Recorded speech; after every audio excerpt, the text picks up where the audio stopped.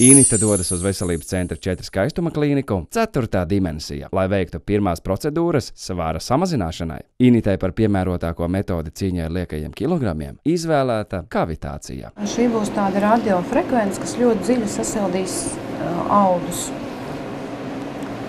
lai mēs ar nākošo procedūru efektīvāk iedarbotos uz taukaudiem, konkrēti šajā gadījumā.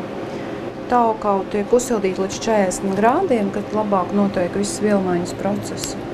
Papildus tieviešanas un sejas procedūrām Initai veselības centra 4 skaistuma klīnikā 4. dimensija veica lāzerepilācijas procedūras apmetojuma samazināšanai. Mēs veiksim lāzerepilācijas procedūru padušu zonai. Šis lāzers ir ļoti ērts un ātriedarbīgs. Arī nerada diskomfortu klientam, jo procedūras laikā ir ļoti minimāls izjūtas viegla iekniebiena veidā. Initai konstatēts policistisko olnīcu sindroms, kas saistīts ar hormonālām izmaiņām, kas savukārt vizuāli izpaužas kā liekas ķermeņa apmetojums, ūsas, bārda, papildus apmetojums uz vēdera un kājām. Pārsvarā tas ir estētiskais, jau tomēr diskomforts pašam ir. Paskatoties spogulī un gribās izbaudīt, kā tas ir, kad var no tā atbrīvoties. Pēc lāzerepilācijas procedūrām Initai vairs nebūs jāuztraucas par lieko apmetojumu.